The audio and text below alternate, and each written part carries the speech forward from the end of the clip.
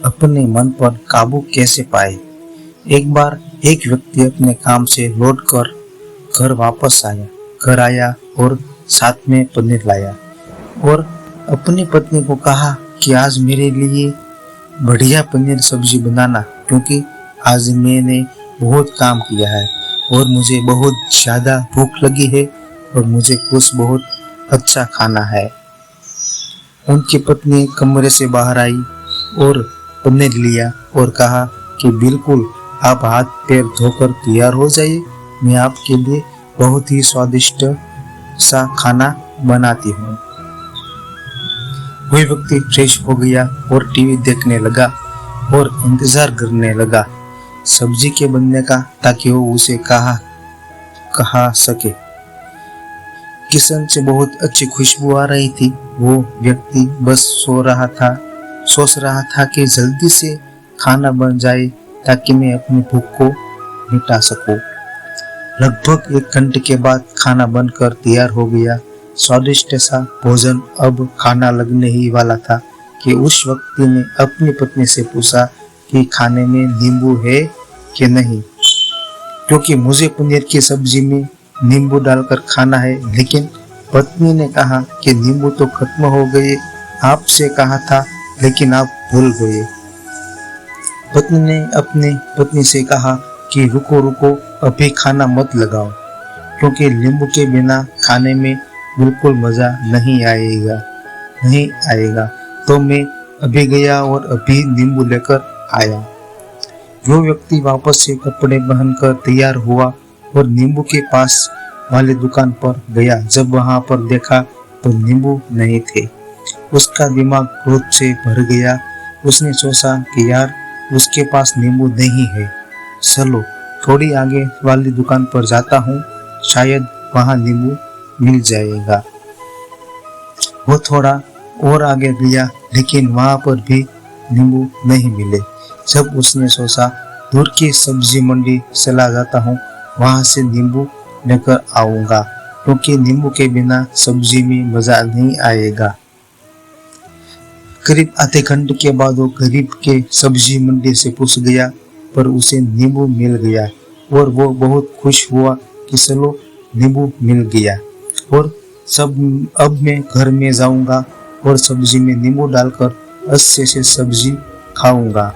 जब वह खुशी खुशी नींबू लेकर घर आया और अपनी पत्नी से कहा कि जल्दी से सब्जी गरम कर दो, रोटी गरम कर दो और नींबू काट, ताकि मैं अच्छे से खाना खा सकूं।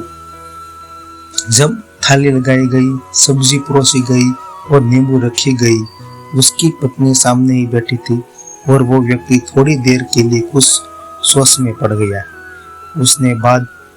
उसने नींबू की प्लेट उठाई और दरवाजे से बाहर की ओर फेंक दी और जोर जोर से चिल्लाने लगा कि मैं जीत गया। पत्नी ने ये देखकर घबरा गई कि कहीं ये पागल तो नहीं हो गए, इन्होंने सारे नींबू दरवाजे के बाहर की ओर क्यों फेंक दिया।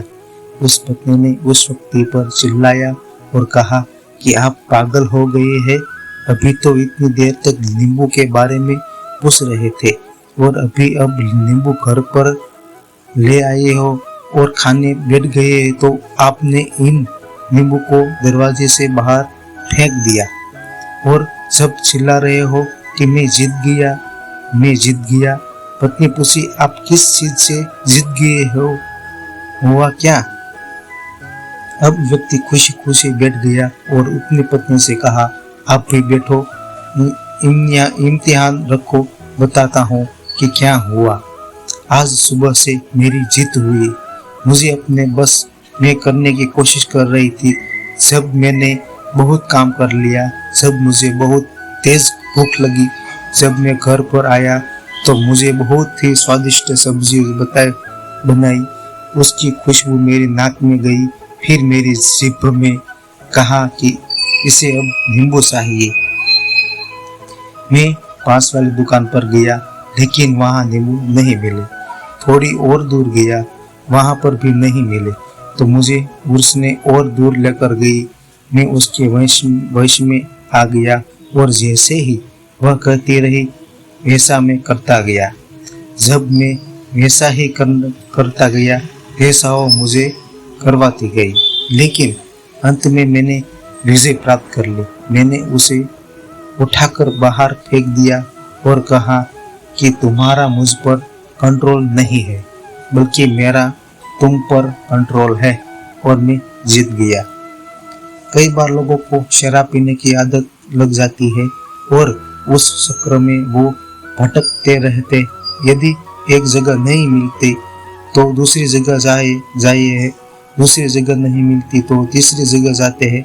और अक्सर युवाओं के साथ ऐसा जरूर होता है कि वो शराब पीने के लिए बैठते हैं, सारी शराब खत्म हो जाती है। उसके बाद एक व्यक्ति जरूर कहता है कि यार और चाहिए के चक्कर में शराब ढूंढने के लिए निकलते हैं। देर रात हो जाती है, वो भटकते रहते हैं। एक जगह नहीं मिलती तो दूसरी जगह जाते हैं, दूसरी जगह नहीं मिलती तो तीसरी जगह जाते हैं और अपने समय, पैसे और अपने आप को बर्बाद कर देते हैं। यदि आपने अपने इंद्रियों पर विजय प्राप्त नहीं किया तो आप भी नींबू की खोज में सिर्फ भटकते ही रहेंगे और हमेशा परेशान रहेंगे।